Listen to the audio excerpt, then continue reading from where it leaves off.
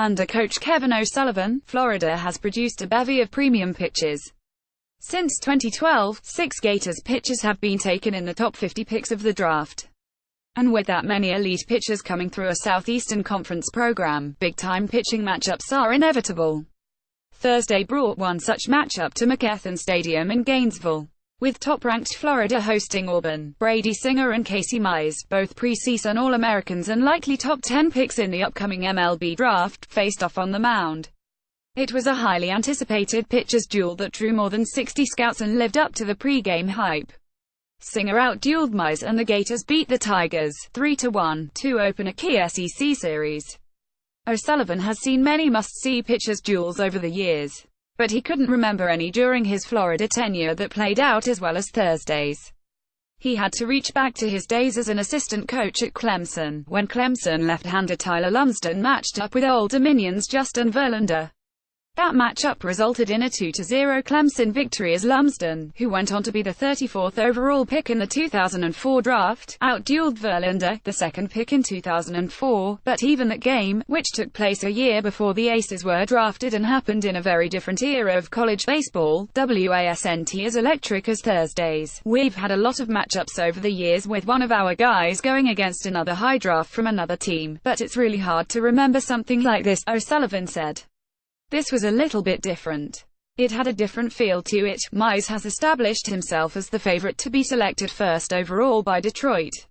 Singer, who came into the ranks as the number 1 player in the draft class, is expected to be selected somewhere in the top 10 picks. Both made compelling cases Thursday in front of many high-ranking decision-makers. Singer held Auburn to 1 run on 4 hits and 2 walks. He struck out 8 batters and was in control of the game throughout. In his final 3 innings of work, he struck out 4 batters and didn't allow any runner to advance beyond first base. Singer's fastball sat 92 to 94 miles per hour and regularly touched 95 miles per hour early in the game. He landed his slider for strikes and generated swings and misses with the pitch, and effectively mixed in his changeup. Singer improved to 9-1, 2.63 with 81 strikeouts and 17 walks in 72 innings.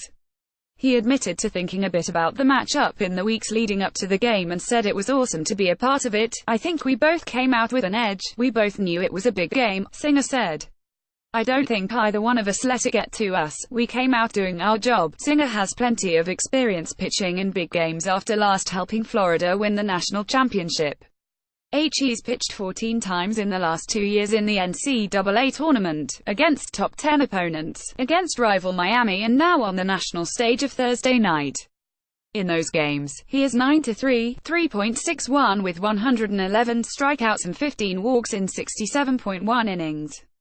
Singer has always had excellent stuff. He was a second-round pick in 2015 for a reason, and he has repeatedly risen to the occasion throughout his career. What is separating him now, O'Sullivan believes, is his consistency. It's not easy being a high draft as a junior. There's so many expectations, O'Sullivan said. To be able to go out there every Friday night, and in this case Thursday night, and be as consistent as he's been, I think speaks volumes of his maturity and where he's at mentally. He's not getting caught up in the draft, he's pitching for his team, he's staying within himself, he's not trying to do too much, and you're seeing the result of that. Mize also turned in a strong outing Thursday. He allowed 3 runs on 4 hits and a walk, and struck out 10 batters. Florida jumped on him for 2 runs in the first inning thanks to a 2-run home run by Jonathan India, who is also likely to be drafted in the top half of the first round. India scored another run in the 4th when the Gators were again able to string a couple hits together. Otherwise, Mize held Florida's powerful offense in check. In his final 3 innings of work, like Singer, he struck out 4 batters and didn't allow a runner to advance past first base. Auburn coach Butch Thompson said Mize left a couple pitchers up in the zone in the first inning, which cost him. It took him an inning to get his stuff set, Thompson said. Casey finished strong. He got through 7 innings for us and gave us a chance. Mize is 8-2, 2.40 with 104 strikeouts and 7 walks in 75 innings. On Thursday, he threw his fastball 93 to 95 miles per hour and touched 97 miles per hour. But on Thursday he was just as likely to throw his 89 to 91 miles per hour cutter as his fastball, which was in keeping with recent outings. He also mixes in a devastating split change, which may be the best pitch in the country, and a slider. Mize added the cutter just a week before the began, and it has quickly gone from a show-me pitch to keep hitters honest to a staple in his arsenal. Thompson said he was surprised when Mize added the pitch. Now, he can't imagine his ace without his newest toy. When you think about top 1%ers, they're always trying to constantly refine, Thompson said. As the went on, and I've seen how HES needed it and how well it's played for him, and it's really matched and caught up to his repertoire with the fastball and the changeup and the slider. Man, it's a pretty gifted guy that can just add a pitch before the end, get the use out of it that helps Gotten. O'Sullivan was impressed by Mize's cutter. That little cutter he throws at 88 to 91 is a really good pitch, and he can throw it to both righties and lefties, O'Sullivan said. I'm not quite sure if it was by design, but he front-doored that thing a couple times to right-handers. I remember he threw one to J.J. Schwartz front door on the inner half that you just don't see at this level very often. In the end, it was Florida that came out on top. The Gators 35-9, 15-4 have stormed through the SEC this and hold a 4-game advantage in the standings with 11 games to play. They will go for the series win Friday night with right-hander Jackson Kowar, another preseason All-American and likely early first-round pick, on the mound.